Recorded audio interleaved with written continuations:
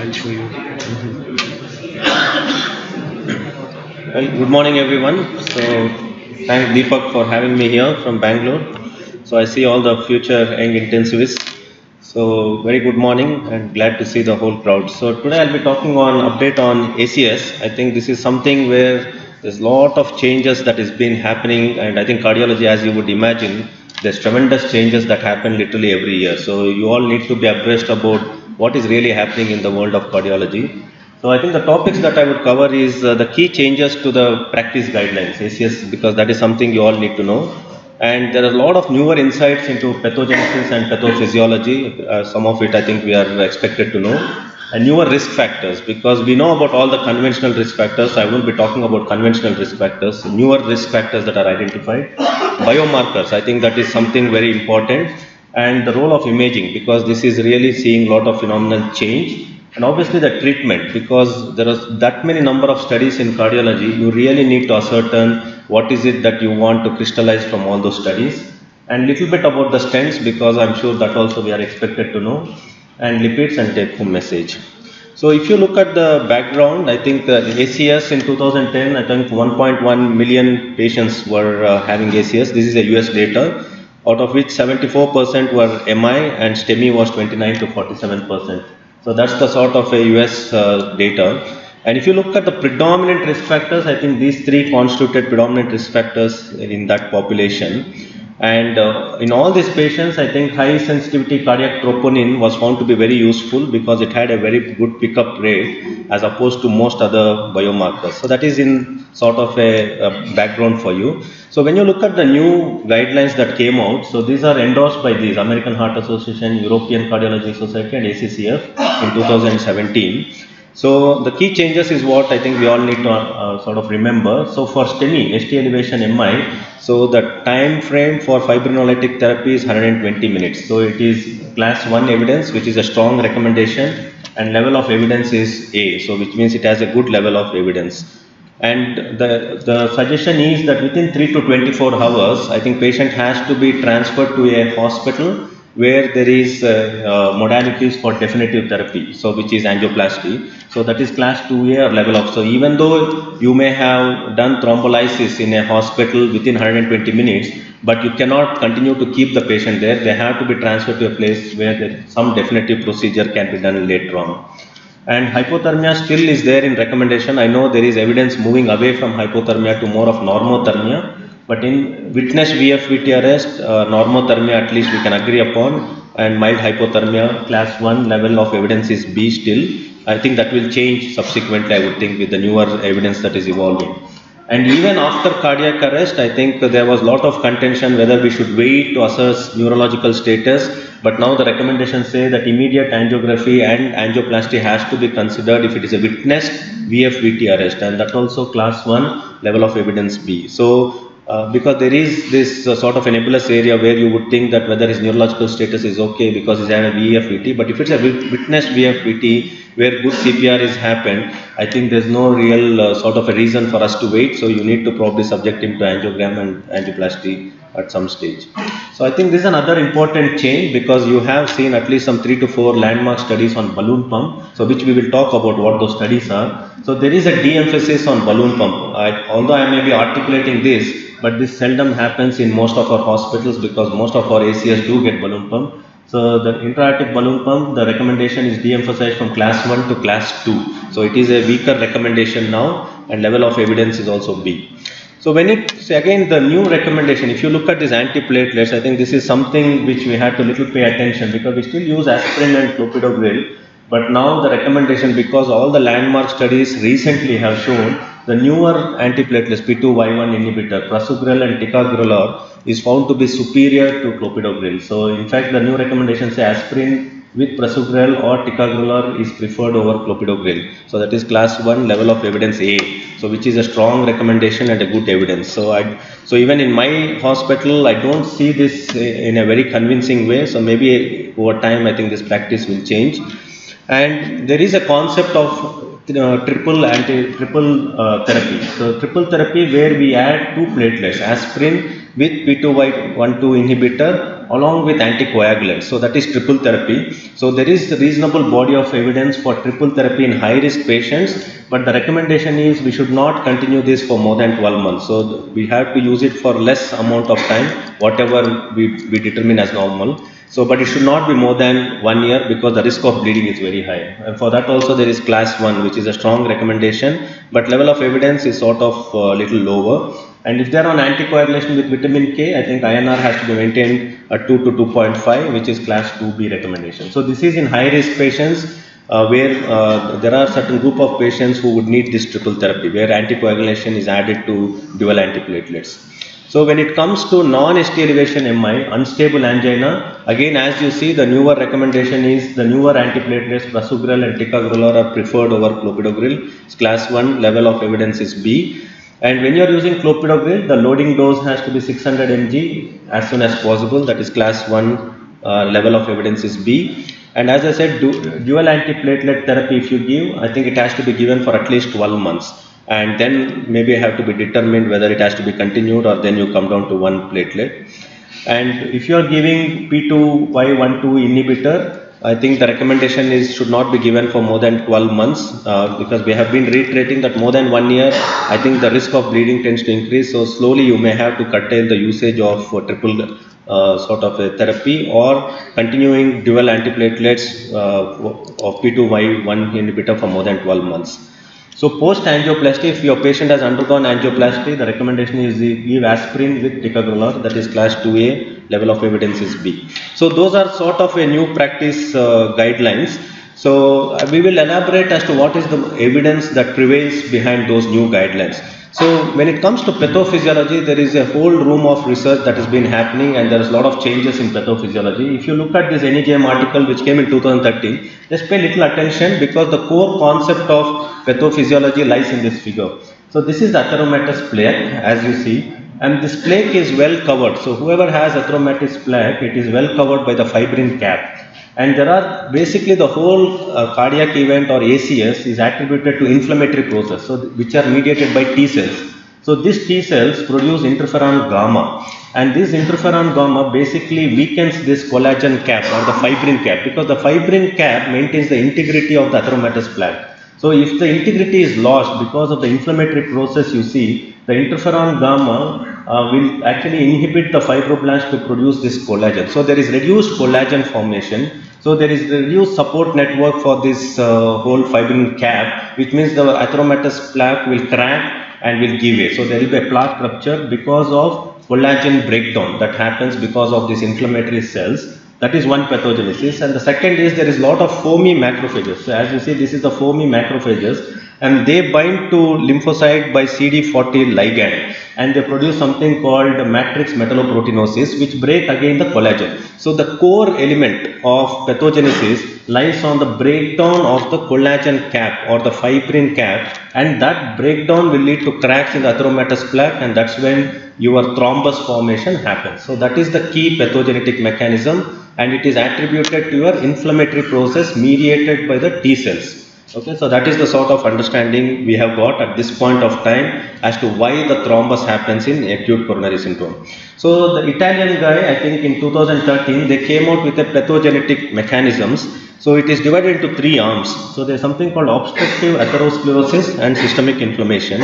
So obstructive atherosclerosis is again, as I mentioned, so there is an inflammatory process which is mediated by infectious agent and by autoantigens, and that leads to plaque erosion and fissure. So basically that fibrin cap will give way, there is a plaque rupture, and that leads to white thrombus formation. And there is another entity called, there are 3 pillars to having any MI. So the other one is obstructive atherosclerosis without systemic inflammation, which can be due to a lot of local mechanical stress or emotional stress or any of the stress factors that we attribute ACS to, and that itself can lead to the plaque rupture. So it can be the inflammation mediated by the infective agents or any other toxins, or emotional stress which can lead to the plaque rupture, or there is something called non-obstructive atherosclerosis mainly mediated by vasospasms, where there is vasoconstrictor stimuli, there will be a proximal or distal vasospasm that sets in, which again leads to plaque erosion or plaque fissure, and then which leads to the thrombus formation. So I'll just show you that video just to make things easy to understand. I think this video shows a good way to understand how the plaque formation happens and how the plaque rupture happens. So that's the healthy coronary artery, as you see. So that's the LDL cholesterol. Oh, sorry.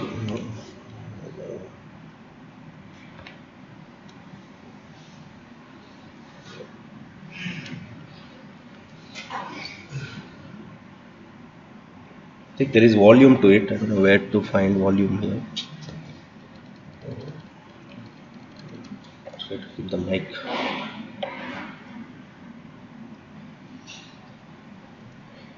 I see the volume, but I'm not getting it here. There is a background voice to this. Volume is off, I think.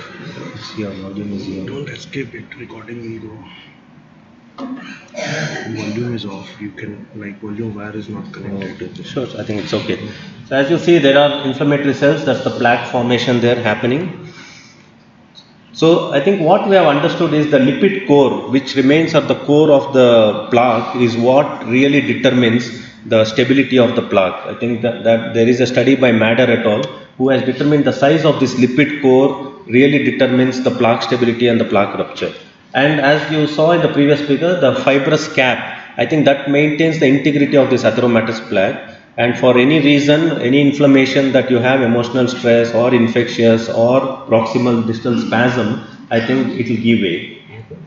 So as you see, the weakening of fibrous cap and enlargement. So the weakening of the fibrous cap and enlargement of that lipid core, I think these two form the main pillars of any ACS that sets in.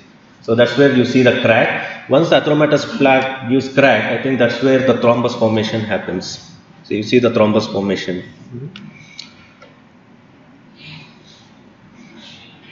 Right, so we'll just move. So when you look again pictorially here, so this is how the atheromatous plaque. So as you see, these are nodular calcification that gets formed within the atheromatous plaque, and there is a lot of inflammatory cells which causes of this nodular opacification or the calcification protrudes into the lumen of the vessel, and there is a narrowing of the vessel, and the atheromatous plaque gives way, and there is this lipid core which is big necrotic area sitting in the center, and there is a neoangiogenesis that is happening. So these are all the sort of key elements that lead to the atheromatous plaque rupture.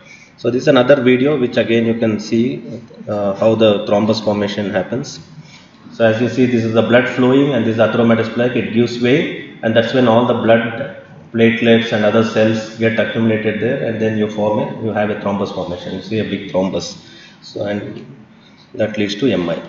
Okay, so I think that, so if you understood that key pathogenesis, I think that is the current understanding of our pathogenesis. So when you look at the new risk factors, because I'm only talking about the new risk factors, so there is a big genetic preponderance to acute coronary syndrome. So there is something called microscopic RNA, microscopic ribonucleic acid, which regulates the target gene expression, and they have identified 3 micro-ribonucleic acids, which are 126, 197 and 233. So these are the genetic components of the micro-ribonucleic acid, which is known to indicate a patient to be at a risk for MI.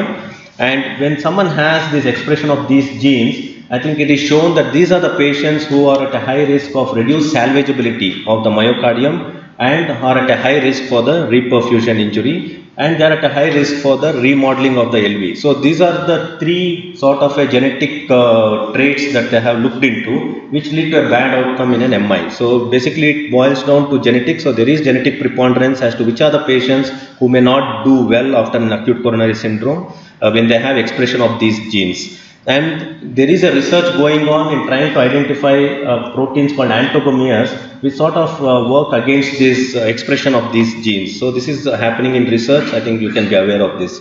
So genetic is one of the important risk factors, and if you want to remember the genes, those are the genes. And oral contraceptives. So this was a landmark article which came in 2012 by the Danish group. So anyone who is on oral contraceptives, so this was a study done in 1.6 million people who were on oral contraceptives. So they found there was increased in risk in mortality and increase in the risk of MI.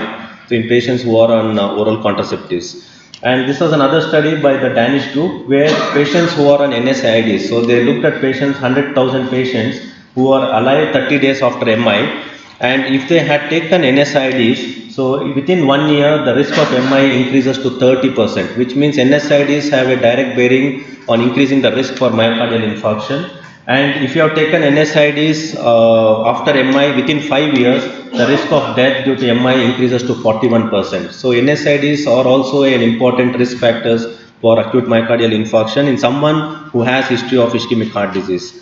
And this is another important area. So this came in 2013, psoriasis. Because anyone who has psoriasis, I think it is found mild psoriasis, there is 30% increase in the MI risk, and severe psoriasis, there is 70% increase in the MI risk and 40% increase in the cardiovascular mortality. So genetic, then oral contraceptives, NSAIDs, psoriasis. I think these are some of the areas where research has happened, where they constitute as important risk factors for ACS.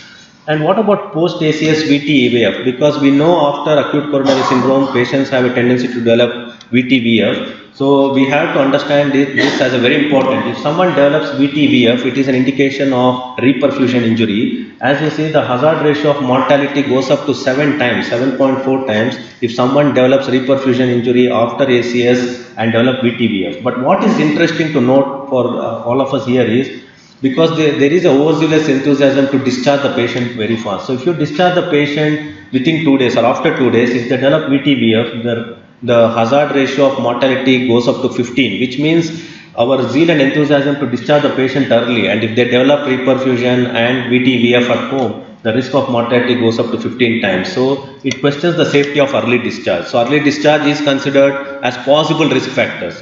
So the genetic, psoriasis, NSAIDs, contraceptives and early discharge is now being considered as risk factors for death due to ACS. And another important risk factor that we have sort of evolved in the recent times, we're all aware of the TIMI score. TIMI score is around 10 years old, but they've come out with a modified TIMI score. So TIMI score is stratifies risk score in patients with STEMI. And the TIMI score, the archaical TIMI score, typically consisted of findings at initial presentation, but it did not take any events that happened during the hospital stay. So now they have come out with something called dynamic TIMI score. So that is the latest in the risk assessment or risk stratification, which takes 6 events after the patient develops MI. So anyone who develops a stroke after an MI, or anyone who develops reinfarction after MI, or anyone who develops failure or arrhythmias, or anyone who develops GI bleed or acute kidney injury. So these are the new 6 factors that has been added on into the TIMI called as dynamic TIMI score. So our old TIMI score still remains, but this is something called dynamic TIMI score, which is a new score which is incorporated in the present guidelines to stratify the risk of patients if they develop any of these complications after an acute MI. So this is the scoring, and so this is the modified TIMI score is now what is been incorporated in the risk stratification, and it gets around 29 points. Very simple. Anyone who develops stroke, GI bleed, acute kidney injury, reinfarction, failure or arrhythmias come under the category of dynamic TIMI score, and that's the scoring you can look at. So we'll move to the biomarkers. I think all of us here, so we will not dwell into conventional biomarkers which are very clear, CPKMB, troponin, but we'll look at the caveats of troponin, because cardiac troponin is still the gold standard. So, but the problem with cardiac troponin is it can go up in ischemic, it can go up in non-ischemic conditions also, and there can be non-analytical issues also, because there are a lot of conditions where cardiac troponin can go up in non-ischemic, and in non-ischemic it's divided into cardiac and non-cardiac. So in cardiac, anyone who has myocarditis, pericarditis, or who's had a cardiac surgery, viral cardiomyopathy, they all can lead to increase in the cardiac troponin. And troponin leak can happen in sepsis, can happen in acute kidney injury, can happen in stroke, and can happen with certain drugs. So you have to exercise that sort of discretion when you are interpreting cardiac troponin.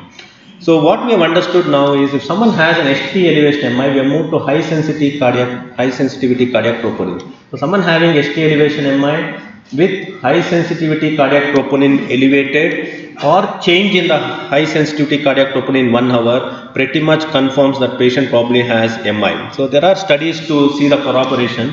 So this was a study by US group. So if you look at the CKMB 3 to 5 fold increase, it was found to correlate with 50 to 100 times increase of cardiac troponin, and that had a bearing on 1 year mortality.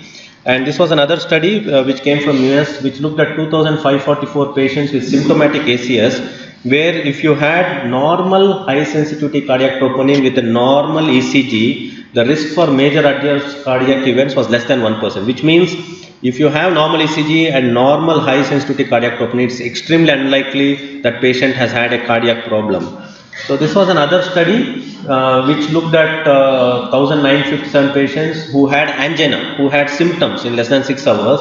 Here if you have negative cardiac troponin and they looked at copeptin less than 14 picograms, and with normal ECG, it pretty much rules out acute MI. So it is extremely important for the august audience here to understand when we absolutely rule out that patient is not having cardiac outment. So do high sensitivity cardiac troponin and you can do ECG. If these two are normal and the change and the serial high sensitivity cardiac troponin in 1 hour, I think pretty much we could rule out. So these are some of the conventional biomarkers which we are currently using. High sensitivity, I'm sure most of you are using, we are using it with ECG. But there are newer novel markers. So this is one marker, so which is pregnancy associated plasma protein A. So this is a novel biomarker which they have identified. It is a zinc metalloproteinases. Basically this is an atheromatous plaque within the blood vessels. Basically this pregnancy associated plasma protein A cleaves IGF-4, insulin growth factor 4 from the insulin growth factor 1 within the atheromatous plaque. And this sort of destabilizes the plaque within the blood vessels. So this is the mechanism in which this biomarker works. So basically there is a cleavage of insulin growth factor from insulin growth 1, and when this cleavage happens within the blood vessels, there is a destabilization of the plaque that happens.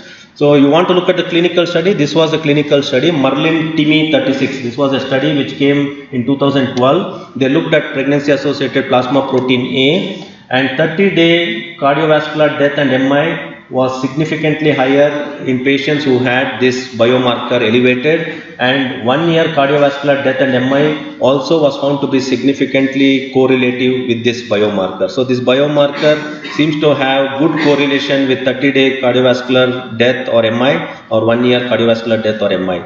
So another biomarker is membrane attack complex. So this is a myocardium. So the way it works is if someone has had an infarction or an injured myocardium, so that injured myocardium attracts a lot of complement activation near its site.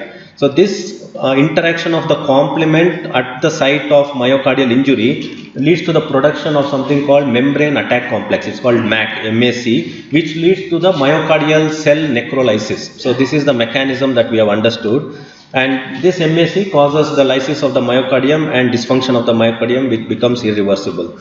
So we have to look at the clinical study. So this was the clinical study done by the Denmark people. So if you look at cardiology literature, I think there are 3 to 4 countries who have done phenomenal research. I think Netherlands is one, Denmark and USA. I think these guys have put in a lot of work. So this is again from a Danish group. So they looked at 725 STEMI patients and they looked at membrane attack complex, and this also had a good correlation because it had a good correlation with mortality. Hazard ratio was 1.81, and it was good correlation with major adverse cardiac events with a hazard ratio of 1.35, and as you see they were statistically significant. So the French guys looked at interleukin 17 as a biomarker. So if patients with MI had a low interleukin 17, so if someone has had a low interleukin 17, I think it indicated increased risk of death or reinfarction within 2 years, and the hazard ratio was 1.4, and that was statistically significant. And the Japanese guys looked at pentraxin 3 as a biomarker. I think the pentraxin 3 levels, if it was high, it really indicated thin cap vulnerable plaques by optical coherence tomography. So basically if this pentraxin goes up, basically it indicated that your fibrin cap was very weak and it could give way or it could break out or it could cause fissure or rupture of the plaque, which we know leads to thrombus formation. So those are the newer biomarkers. So if you have to ask biomarkers, it is high sensitivity cardiac troponin, it is PPA, pregnancy associated plasma protein, membrane attack complex, interleukin 17 and pentraxin. I think these are the new biomarkers we have. Then we'll move to imaging. So imaging has revolutionized the acute coronary syndrome. So MR angiogram has been found to be really helpful in risk stratification, and they found MR angiogram, if the narrowing is more than 50%, I think it is a good representative of death and acute myocardial infarction or unstable angina in 6.3% as opposed to 0.3% in the control group, and that was statistically significant. So this was study which came from Japan. So MR angiogram could be considered as a screening tool to determine who are the patients who are at risk if there is a narrowing of more than 50%. And then this was a US study which looked at CT angiogram. So this was a meta-analysis of 4 randomized controlled trial of 1,869 patients.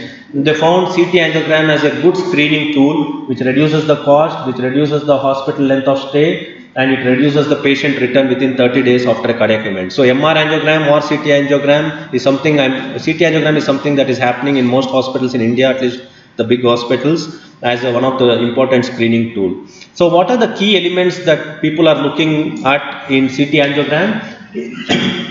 In CT angiogram, they are looking at narrowing of the vessel and attenuation of the vessel lumen and the remodeling index. And they are looking at the volume of the atheromatous plaque. They are looking at angiogenesis in the atheromatous plaque, and they are looking at the lipid core in the atheromatous plaque. So I think these are the key core elements that they are looking in CT. So if you order CT angiogram for any patient, I think these are the things that you need to interpret. And they had an accuracy in detection of ACS, and this again came from US study.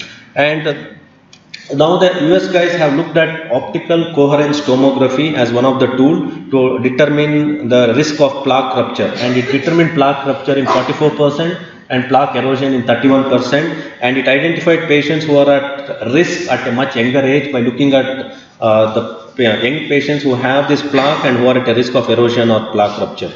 And near infrared spectroscopy is being used to detect lipid core, so that is a new modality. And as I said, the Madder et al. Looked at the lipid core assessment. So basically, you have an atheromatous plaque, you look at the core lipid, because the area and the volume of the lipid probe will really determine that these are the patients who are at a risk of the plaque rupture or plaque fissure, and that is a good indication that who are the patients who are at risk of developing STEMI. So we looked at biomarkers and we looked at imaging, MRNG, CT angio, and the newer modalities are new infrared spectroscopy and the core lipid estimation.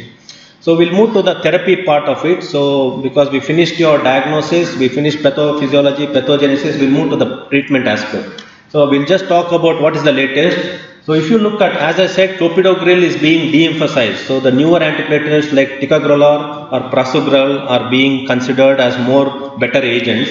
So this was a study which looked at cangrelor versus clopidogrel. Both are reversible P2Y12 inhibitor. This was a champion Phoenix trial. So this was a very big study, close to around 10,000 patients, comparing cangrelor with clopidogrel. As you see, the cardiovascular composite endpoint, which is death and MI, was significantly less in cangrelor group as opposed to the clopidogrel group, and stent thrombosis at 48 hours also was 38% reduction in patients who are on this newer antiplatelets, which is cangrelor, and those are the bar diagrams indicative that superiority of the newer antiplatelets of P2Y12 inhibitor cangrelor vis-a-vis clopidogrel. So the newer antiplatelet seems to have better promise, and that you saw being included in the newer guidelines, that prasugrel and ticagrelor are considered superior to clopidogrel and need to be preferred over that. So this was one study where they looked whether can we look at the platelet function as a tool to determine optimization of the antiplatelet therapy. So this was an Arctic trial which looked in 2,440 patients who had a prior MI and non-ST elevation MI, and this was the percentage of patients. So they looked at the platelet assay to determine whether our antiplatelet therapy is optimal. So they used this verify assay. So, and by using this assay, they increased the antiplatelet therapy to 1/3 of the normal dosage to intensify antiplatelet therapy to see if that created any change in the patient outcome. When they did that, as you see, all the endpoints, cardiovascular, composite endpoint, death, myocardial, stent thrombosis, stroke, major bleed, there was absolutely no difference. So this goes on to show that the conventional antiplatelets, even if you increase the dose, like clopidogrel, you increase the dose and try to do the platelet assay and try to convince yourself, yes, I am giving optimal platelet therapy, but it did not have bearing on the cardiovascular endpoints or the mortality. And the explanations given is because of the possible suboptimal endpoints for platelet reactivity and need for increased potency. That's why we have come to understanding that probably the newer antiplatelets like prasugrel or ticagrelor are more superior, and outcome may not be influenced by only antiplatelet therapy. So the conclusions from this study was routine test for platelet function is not recommended. Basically, the whole understanding is we optimize platelet function by optimizing the dose customized to the patient. We may lead to better outcome, but that failed to show in this Arctic study. So then we look into the dual antiplatelet therapy, whether we should give it for a short duration or a long duration. So this was a landmark study which came from the German group, whether dual antiplatelet therapy should we give it for 12 months or more than 12 months. All right.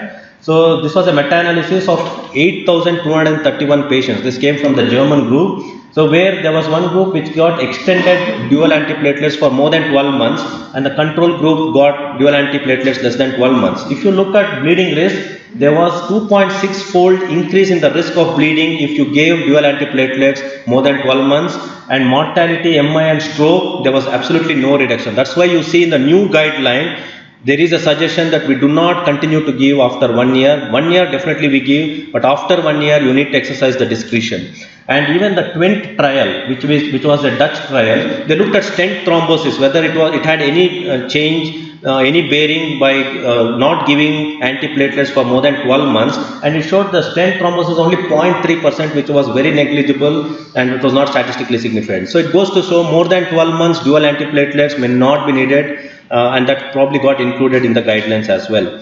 So this was another study looking at the potency of ticagrelor, Triton-TIMI trial. So why ticagrelor and prasugrel have scored above clopidogrel is because of this landmark study. So Triton-TIMI trial, this was a US trial. So basically they showed the stent thrombosis reduced by 50% when compared to clopidogrel. This is the Plateau trial, which was a French trial, which showed stent thrombosis reduced to 25% when you compare to the clopidogrel. So these are the two trials which change the paradigm of our understanding of using newer antiplatelet agent.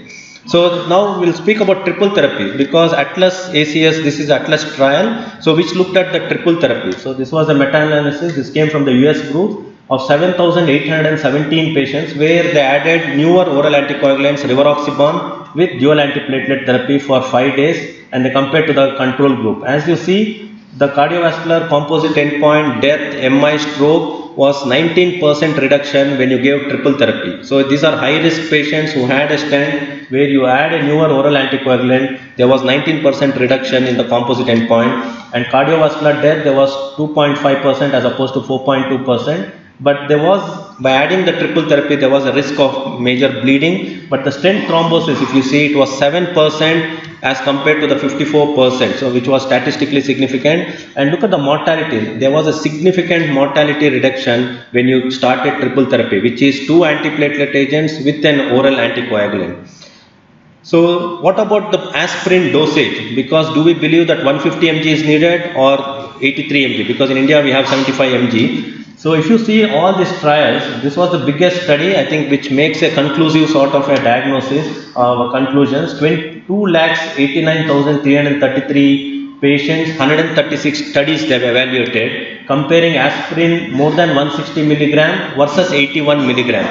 Clinical outcomes, no difference. And if you give higher aspirin dose of more than 150, there was increased risk of bleeding, 23 out of 1000. And you looked at the Horizon AMI study, if you give aspirin more than 200 milligram, the hazard ratio of bleeding was 2.8, which was very, very high. And recurrent ischemia, there was no difference between high dose and low dose aspirin. And again, the Triumph study again showed there was increased risk of bleeding when aspirin was given at a high dose, and there was increased rehospitalization and reduced quality of life. So basically these are the biggest studies till date we have, which says there is no difference between high dose aspirin versus normal dose or a low dose aspirin, which is 81 milligram. So what about the increased bleeding with triple? Because we all can conclude, and which has been included in the newer guidelines, that triple therapy in high risk patients is good enough. So when you give triple therapy, the increased risk of bleeding is definitely there, and that was shown in these studies. So this was the Voice trial, which looked at the bleeding risk. So if you give triple therapy as opposed to clopidogrel with anticoagulant, so they have taken away aspirin in this, so bleeding risk was very high, 44 as opposed to 19.4. But when they looked at the composite endpoints of death, stroke, stent thrombosis, in fact it was lower in clopidogrel plus anticoagulant. So as you see in this particular study, which is by the Dutch group, they saw the underemphasis on aspirin. Here they've used only clopidogrel and anticoagulant with triple therapy. So triple therapy we understand is dangerous, but if you cannot give triple therapy, at least you could consider clopidogrel with anticoagulation as opposed to aspirin and anticoagulation, because clopidogrel with anticoagulation had a better outcome than aspirin with anticoagulation. So that's about the antiplatelets bit. So we understand that the newer antiplatelets, prasugrel, ticagrelor are superior, and in high risk triple therapy is found to be better, but all these therapies to be limited to a shorter duration, which is less than 1 year. More than 1 year, the risk of mortality, bleeding is very high. So we'll come to the triaging bit, invasive management. I think the emphasis is on triaging, taking out the emergency, because triaging, the new emphasis is to happen in the ambulance. From ambulance they come straight to the cath lab, bypassing the emergency department. That is to save, because door to needle time right now the benchmark is around 90 minutes. So it has to be acute less than 90 minutes, max less than 120 minutes. So primary PCI. So if we do a primary PCI with all this triple therapy, there are two complications that one would expect: reinfarction and bleeding. So there are studies to see which is better, because I'm sure all of you have worked in cardiology. We would have patients who have GI bleed, and we always criticize they put a lot of blood thinners. But this was the study to see which is better. See, what they found is, so you can accept bleeding as a risk, because the bleeding risk normalizes in 1 month, but the recurrent MI, if it happens, if you are compromising on the bleeding aspect and reduce one of your antiplatelets or blood thinners, there is irreversible damage to the heart, because the bleeding risk lasts only for 1 month and there is no irreversible damage. But when you compromise on your blood thinners, there is irreversible damage to the heart. So this was a study looking at the risk benefit balance of bleeding versus reinfarction, and we found we can accept bleeding, but we cannot accept reinfarction, because reinfarction leads to irreversible damage, bleeding leads to reversible damage which we can fix, and the risk lasts only for 1 month, and it doesn't last more than that. And okay, so and this is about stents. I think this is not our area, but just be wary. Now the way to go is drug-eluting stents. So bare metal stents are out, so need for revascularization is less in bare metal stent. So this is just for you to understand. There are a lot of trials that have happened looking at bare metal and drug-eluting stent, and all the studies conclusively show drug-eluting stents are desirable, they are most preferable, and these are all the studies just for your understanding. Examination trial, ZAMI trial, comfortable AMI trial, all different ones looking at sirolimus eluting stent, everolimus eluting stent. This study showed that everolimus eluting stent was found to be superior to sirolimus eluting stent. So basically the gist is drug-eluting stents are the way to go, and I think everolimus scores little better than sirolimus. Yeah. So thrombus aspiration. So that is about stents. So we won't dwell too much about stents because that's not our area. Just couple of slides and we'll be done. Thrombus aspiration. So this was the biggest study which came in 2013, meta-analysis of 18 randomized, looking at aspiration of thrombus versus only angioplasty. They have found if you aspirate the thrombus and then put a stent, the risk of major adverse cardiac events was significantly less and mortality was significantly less. So the way to go is, if there is an opportunity to aspirate the thrombus, it is good to aspirate the thrombus and then do an angioplasty. That has led to the better outcome. And reperfusion injury is what all intensivists see. I think there are newer agents. I think exenatide is something that has been used 15 minutes before angioplasty, and this has shown to reduce your reperfusion injury, reduce the size of infarct, and increase the salvageability of the myocardium, because our whole aim and intent would be to salvage the myocardium and not lead to permanent dysfunction of the myocardium.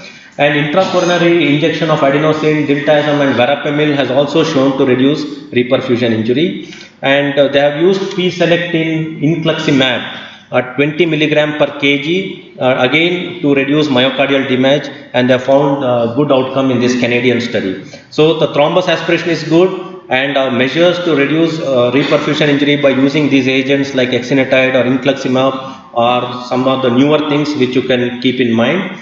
And balloon pump, I think we have understood it is de-emphasized. So these are the two big studies.